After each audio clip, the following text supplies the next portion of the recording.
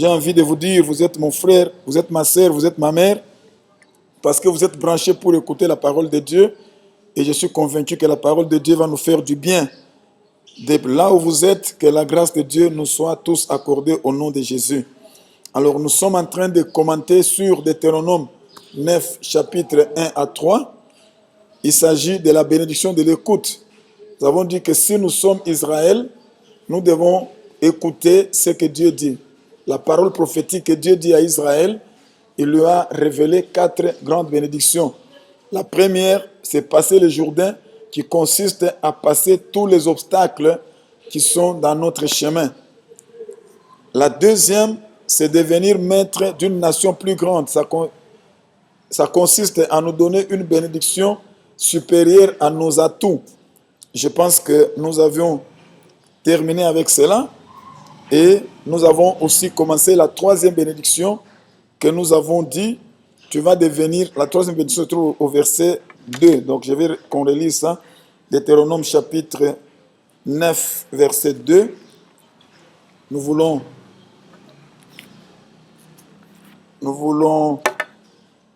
analyser cela. Deutéronome 9, 2 dit ceci. D'un peuple grand et de haute taille, les enfants d'Anak que tu connais et dont tu as entendu dire qui pourra tenir contre les enfants d'Anak. Donc, il s'agit de devenir maître des enfants d'Anak. Il s'agit de dominer les Anakim.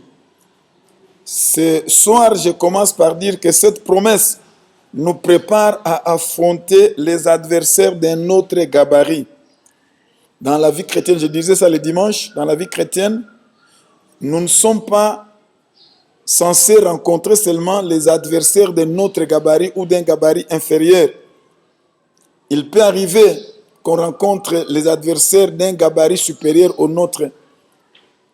Les combats de la vie, nous ne les choisissons pas, mais nous les subissons. Les ennemis de la vie, nous ne les choisissons pas, mais nous les subissons. Et quand nous subissons, c'est-à-dire qu'on peut rencontrer les gabarits supérieurs. Maintenant, pour nous préparer à rencontrer ces gabarits supérieurs, Dieu nous donne la parole prophétique. Ce que j'aime dans ce texte, c'est que la parole prophétique a précédé tous ses ennemis. Dieu sait qu'un jour, il y aura des ennemis d'un autre gabarit qui seront devant nous, mais la parole prophétique a précédé cela. C'est pourquoi l'apôtre Paul, dans l'une de ses correspondances à l'église, il dit, ce n'est pas seulement pour cette vie que j'ai combattu contre les bêtes à Éphèse. Normalement, un homme ne doit pas se battre avec des bêtes. Un homme doit se battre avec des hommes. Quand vous vous battez avec les bêtes, sachez que vous êtes déjà défavorisé. Pourquoi? Parce qu'une bête ne respecte pas les règlements. Vous savez, dans tout combat, il y a des règlements. Que ce soit les combats de boxe, de catch, des arts martiaux, de football, de volleyball, etc. Chaque compétition a des règles qu'il faut suivre. Quand vous vous battez avec un homme respecte les règles. Par exemple, dans la boxe, les coups qui comptent, c'est les coups qui sont donnés au visage. Si vous donnez les coups en dessous de la ceinture, ce coup-là ne compte pas. Même si c'est un coup qui fait mal, mais ça ne compte pas. On ne va pas compter qu'il a gagné au point parce qu'il a donné des coups en dessous de la ceinture. Donc, l'homme respecte les règles. Mais une bête ne respecte pas les règles. Paul dit qu'il a combattu contre les bêtes. C'est-à-dire qu'il a combattu contre des créatures qui ne respectent pas les règles. Et ça, c'est très dangereux. Vous savez, dans la vie, quand les gens respectent les règles, vous savez comment les attaquer, vous savez comment les éviter. Mais s'ils ne respectent pas les règles, vous allez faire comment? Regardez toutes les grandes armées du monde. Prenons les États-Unis, la première puissance militaire. Ça va faire combien d'années qu'ils se battent en Afghanistan, au Pakistan, avec des ennemis invisibles, des ennemis qui ne respectent pas les règles. Je ne pense pas que dans un combat armée contre armée, ces gens-là peuvent résister. Mais ici, ils se cachent. C'est la guérilla, on appelle ça la guérilla. Une guérilla, c'est difficile de la maîtriser. Parce qu'il vous voit, vous ne le voyez pas. Il vous connaît, vous ne le connaissez pas. Il ne respecte pas les règles, vous respectez les règles. Ça devient difficile. Tout ceci, je veux que nous puissions comprendre que quand on se bat avec les gens des autres gabarits, parmi ces créatures-là, des autres gabarits avec lesquels nous nous battons, il y a aussi les bêtes. L'apôtre Paul dit, je me suis battu contre les bêtes à Éphèse. Même ici chez nous, notre armée n'est pas la moindre en Afrique. Les historiens de la guerre disent, des armées disent que notre armée, je ne sais plus, la 8e ou la 9e armée en Afrique, gloire à Dieu. C'est une bonne chose. Mais ça fait combien d'années que cette armée se bat avec des groupes armés et on n'arrive pas à les maîtriser facilement. Pourquoi? Parce que les groupes armés ne respectent pas les règles. Vous, armées régulières, vous respectez les règles. Eux ne respectent pas les règles. Et là, le combat devient difficile. Alors, dans les combats spirituels aussi, c'est comme cela. Si les règles sont bien établies, vous les suivez, on dit, bon, un combat comme celui-là, il faut jeûner pour ça. Un combat pour l'autre, il faut faire ceci, cela. Tant mieux. Mais l'ennemi ne respecte pas ces règles là-bas. Ça devient très compliqué. Alors, Paul dit, ce n'est pas pour cette vie seulement que je me suis battu contre les bêtes à Éphèse. Donc, c'est un combat qui ne s'arrête pas seulement à cette vie. C'est un combat qui ne s'arrête pas seulement à ce temps ici. C'est un combat qui traverse les générations. Alors, nous allons voir quelques bêtes avec lesquelles Paul s'est battu. Ça va nous aider parce que notre idée de départ, c'est que le Deutéronome 9.2 nous prépare à affronter des ennemis d'un autre gabarit. Des ennemis qui ne sont pas de notre gabarit. C'est très important pour nous. Si nous les gagnons, nous avons gagné notre vie chrétienne. Et si nous échouons, nous aurons perdu notre vie chrétienne. Alors, l'un des ennemis que Paul a eu à combattre s'appelle le serpent. Nous savons tous les lecteurs de la Bible savent qu'un jour Paul a affronté les serpents. Nous lisons Actes des Apôtres, chapitre 28, versets 3 à 6. Actes des Apôtres 28, 3 à 6. Paul ayant ramassé un tas de broussailles et l'ayant mis au feu, une vipère en sortit par l'effet de la chaleur et s'attacha à sa main. Quand les barbares virent l'animal suspendu à sa main, ils se dirent les uns aux autres, assurément cet homme est un meurtrier, puisque la justice n'a pas voulu le laisser vivre après qu'il a été sauvé de la mer. Paul secoua l'animal dans le feu et ne ressentit aucun mal. Oh, que Dieu soit loué. Même si on nous attaque, même si on va nous mordre, même si on va nous piquer, il est possible qu'on ne ressente aucun mal. La parole de Dieu n'a pas été écrite pour que nous puissions la lire seulement, mais elle a été écrite pour que nous puissions la vivre. Il est possible que l'on soit mordu, il est possible que l'on soit frappé, mais qu'on ne puisse pas ressentir le mal. Ces gens s'attendaient à les voir enfler ou tomber morts subitement, mais après avoir longtemps attendu, voyant qu'il ne lui arrivait aucun mal, ils changèrent d'avis et dirent que c'est un Dieu. Je prie que le Seigneur nous fasse grâce, que tous ceux-là qui nous observent puissent changer d'avis. D'ailleurs, c'est la meilleure façon d'évangéliser les gens, c'est leur faire changer d'avis par rapport à notre combat. Toi qui es dans le combat, ma sœur, mon frère, je bénis le Seigneur pour tous ces combats. Parce que la finalité de Dieu, c'est que nos observateurs, ceux qui nous observent, puissent changer d'avis. Paul n'est plus là, mais toi tu es là. L'environnement qui est autour de nous peut changer d'avis seulement à partir de notre victoire. J'ouvre une petite parenthèse pour dire que j'ai toujours aimé cette histoire. J'ai toujours aimé cette histoire parce que quand Paul est mordu par le serpent, tous les villageois qui observaient, ils ont dit cet homme est un meurtrier. Parce que dans leur logique, ils savent que c'est comme ça que le meurtrier se comporte. Quelqu'un qui vient d'échapper à un danger, subitement un autre danger arrive. Là, c'est la logique qui arrive au meurtrier. Alors, si Paul était mort avec ce serpent-là, les gens de ces villages allaient aller raconter qu'un meurtrier vient de mourir. Ils allaient utiliser la vie de Paul comme un mauvais exemple. Paul, le grand serviteur de Dieu, sa vie allait servir comme mauvais exemple aux villageois là-bas. Oh, que Dieu ne nous abandonne pas. Je sais que Dieu ne va pas nous abandonner pour que notre vie, on ne puisse pas tirer une mauvaise conclusion sur notre vie. Ces gens étaient sur le point de tirer une mauvaise conclusion. Ils disent, cet homme est un meurtrier. Parce que c'est ça, la chose, c'est ce qui arrive au meurtrier. Mais Dieu a fait grâce à Paul. Paul a gagné ce combat et ils ont changé d'avis. Cette parole bien-aimé, peut s'accomplir dans ta vie, peut s'accomplir dans ma vie, peut s'accomplir dans la vie de tout Israël, de tout enfant de Dieu qui fait confiance en Dieu. Revenons à notre enseignement. Je disais que Paul a combattu les serpents. Le serpent a quelques avantages par rapport à l'homme.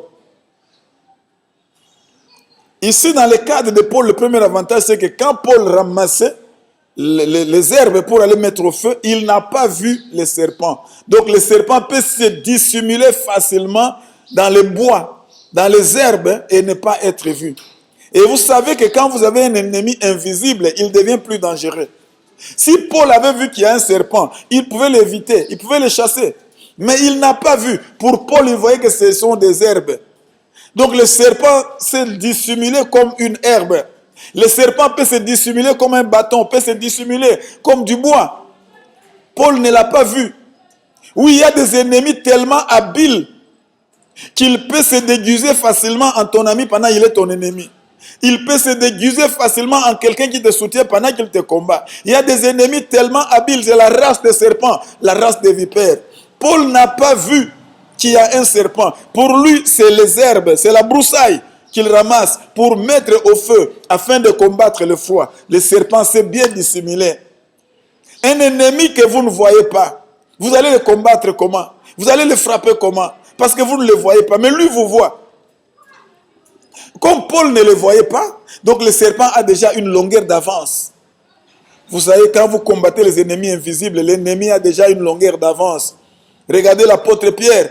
Quand le Seigneur lui dit, Satan t'a réclamé, Pierre ne savait pas que pendant qu'ils étaient là, en train de parler avec le Seigneur, le Satan était en train de le réclamer. Voilà pourquoi Paul a été bousculé, et plutôt Pierre a été bousculé. Voilà pourquoi Pierre a été secoué.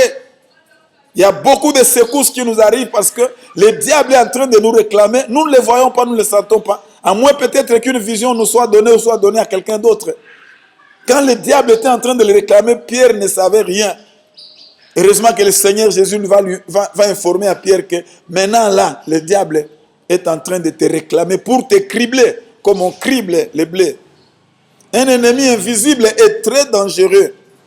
Même Job a eu beaucoup de mal. Il a été secoué. Job, un grand homme de Dieu, a été secoué dans sa vie parce qu'il n'a pas vu l'ennemi.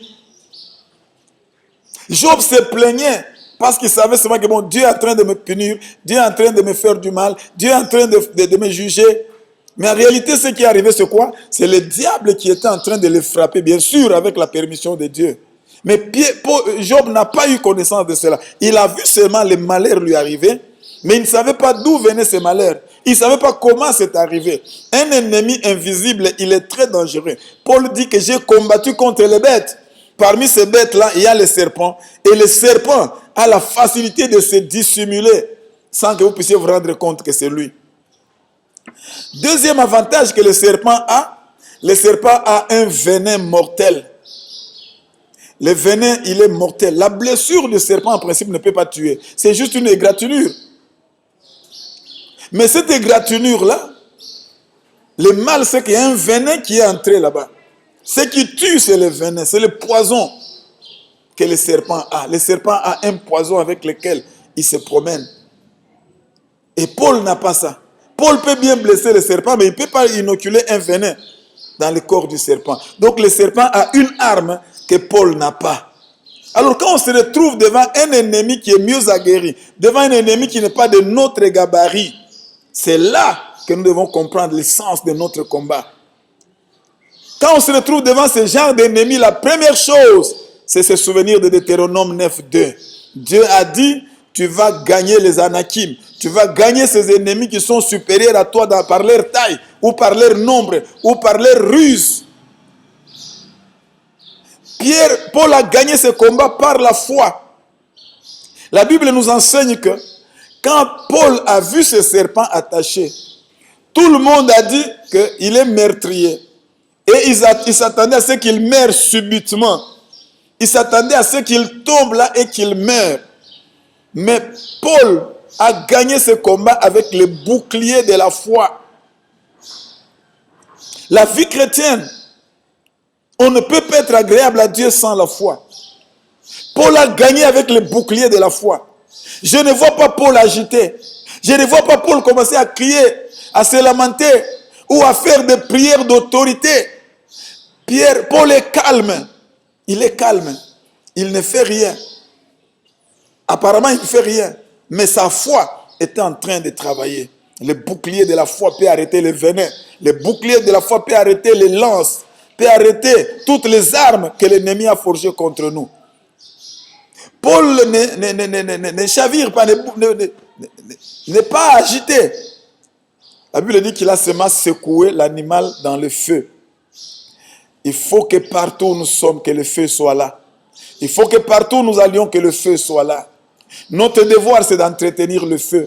Notre devoir, c'est d'allumer le feu et de l'entretenir. Paul a seulement secoué l'animal dans le feu.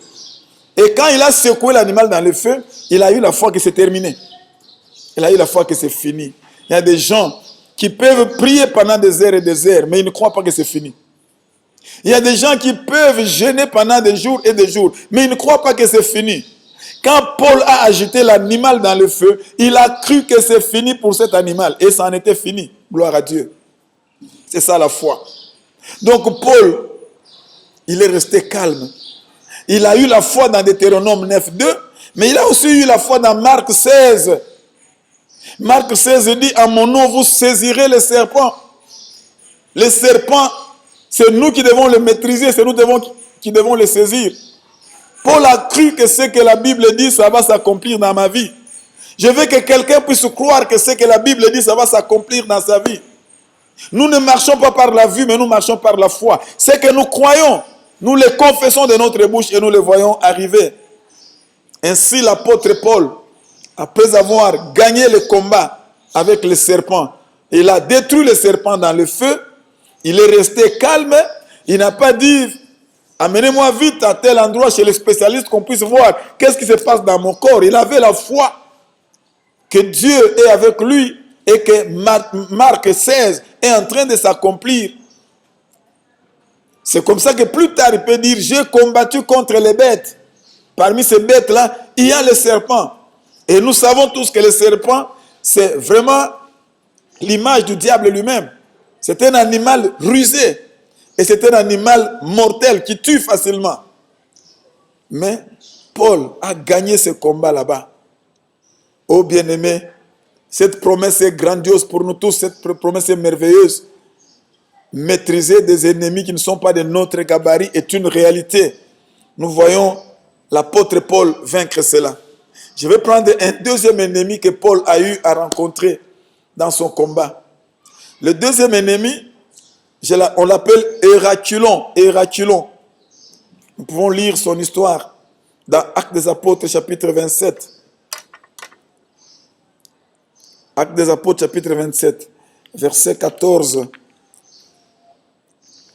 Mais bientôt, un vent impétueux qu'on appelle Héraculon se déchaîna sur l'île.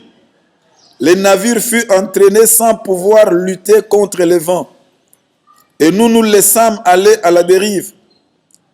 Nous passâmes au-dessous d'une petite île nommée Clauda.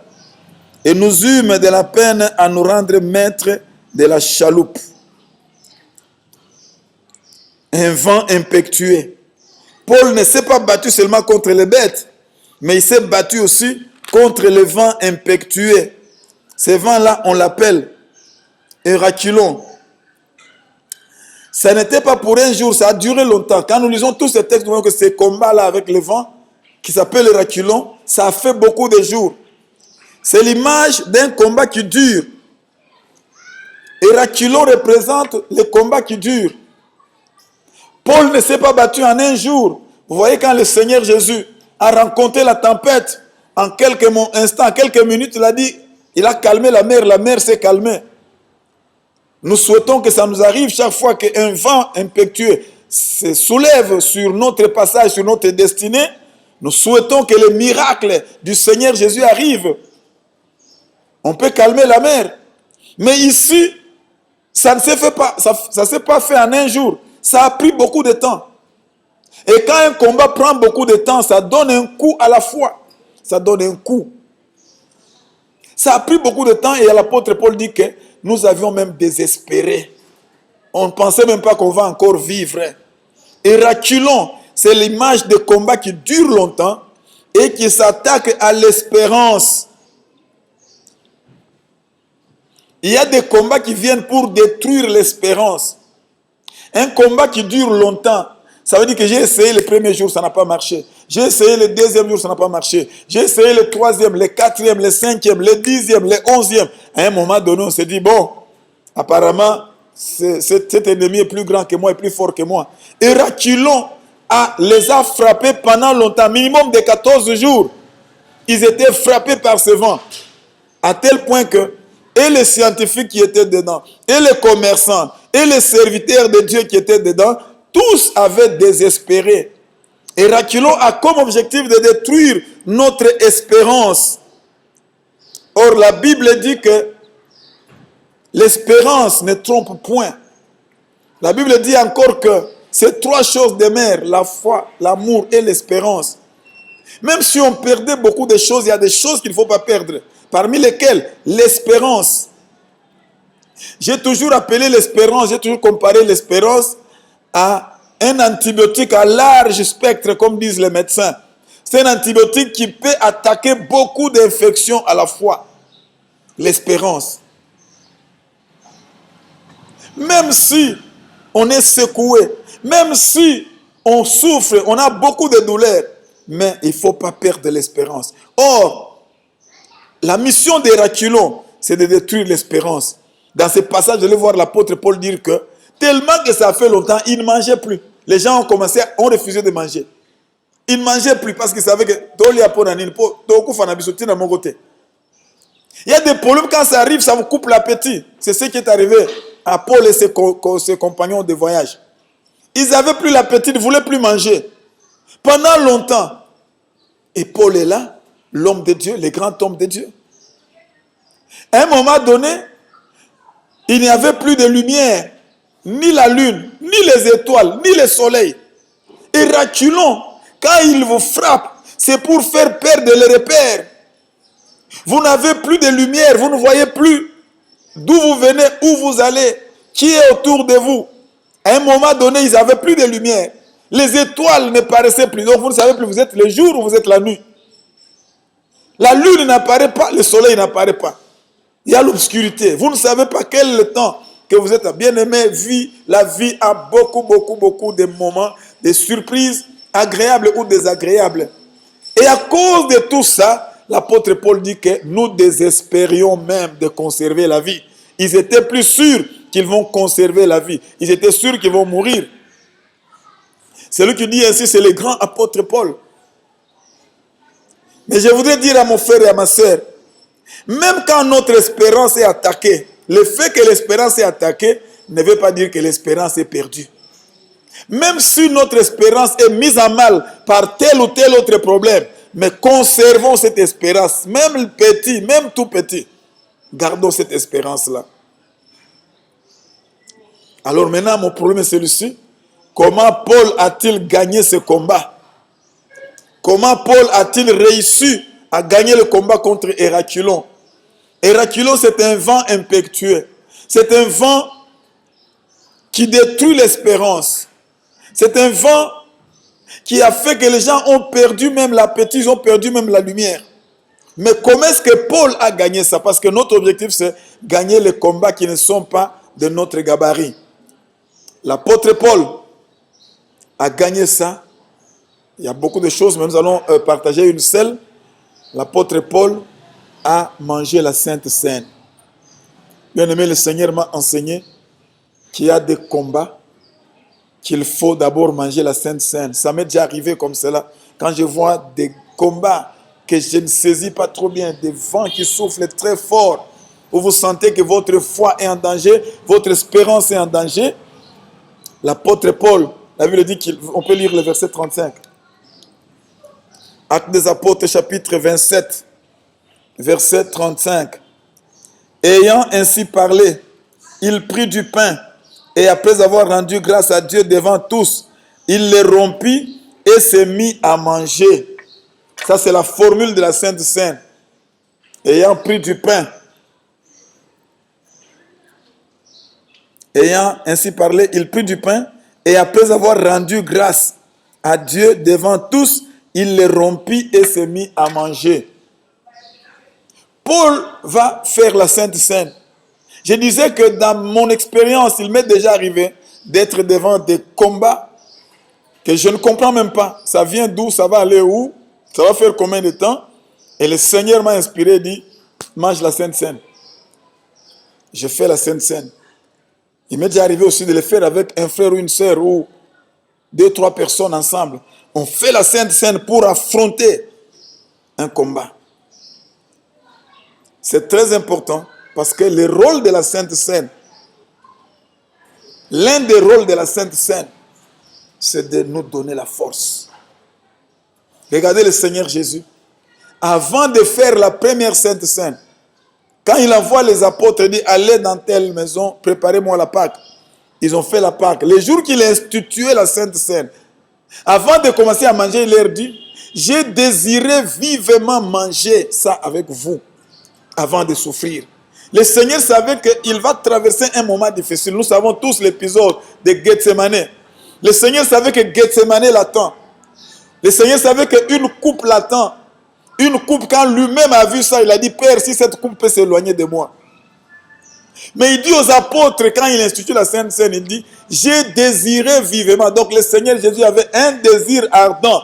Avant d'affronter la mort, avant d'affronter les injures, avant d'affronter le mépris, avant d'affronter la croix, il voulait d'abord manger avec ses apôtres. Il dit, j'ai désiré vivement prendre ces repas avec vous avant de souffrir.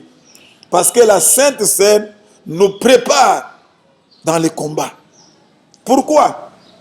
Quand on veut manger la Sainte Seine, pour tout enfant de Dieu, pour tout serviteur de Dieu, il sait que c'est le moment de remettre sa vie en ordre. Parce qu'on ne mange pas la Sainte Seine sans discernement. Manger la Sainte Seine, c'est une occasion que Dieu nous donne au travers de l'Église. Que nous puissions mettre notre vie en ordre, que nous puissions discerner. Discerner, est-ce que je marche bien ou je ne marche pas bien? Est-ce que je suis avec Dieu ou je ne suis pas avec Dieu? Est-ce que ce que je fais, c'est conforme à la loi de Dieu ou ce n'est pas conforme à la loi de Dieu? On ne mange pas la Sainte Seine sans discernement.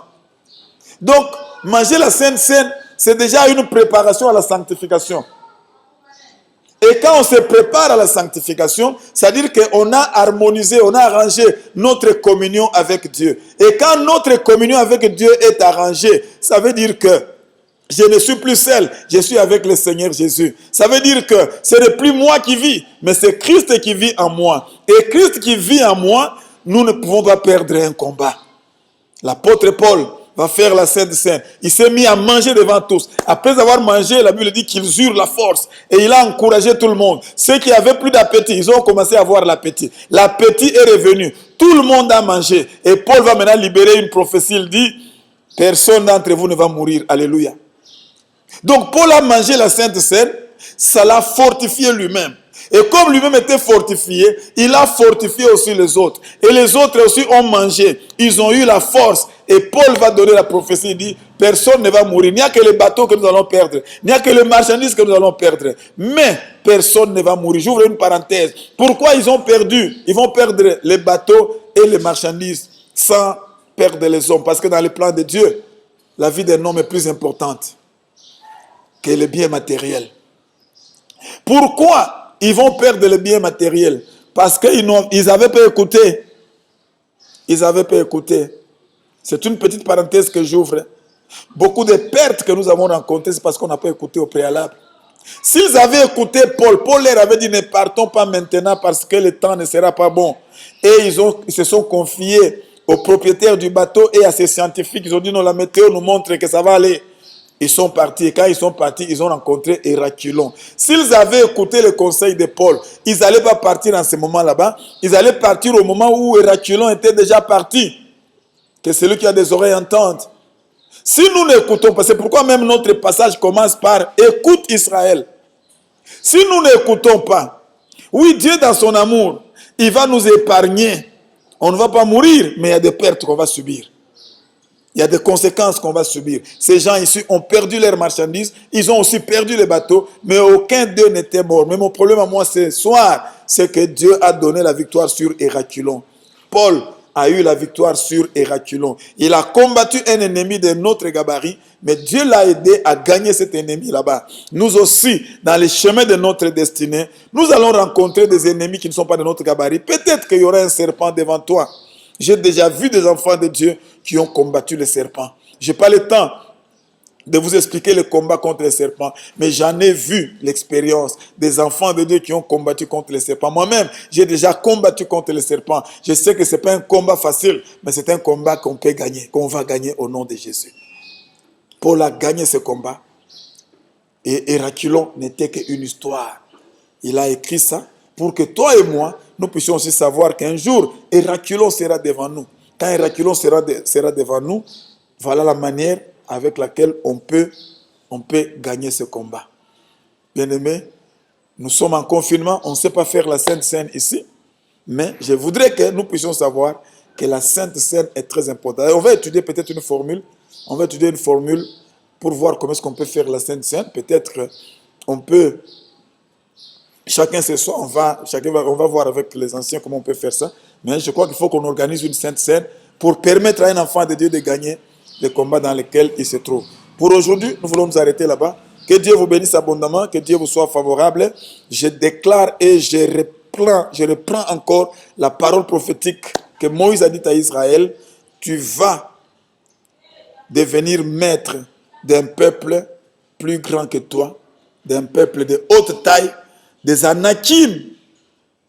Tu en avais eu l'information qu'ils sont redoutables, mais tu vas les maîtriser. Tu vas maîtriser des ennemis plus redoutables. Tu vas maîtriser les ennemis plus grands, plus nombreux, plus puissants que toi. Ça peut être un serpent, ça peut être un vent, mais la victoire appartient à Dieu et il nous la donne. Que Dieu vous bénisse abondamment. Nous allons continuer les jeudis et nous allons terminer les jeudis là, la troisième bénédiction pour que dimanche, nous atterrissions avec la quatrième bénédiction.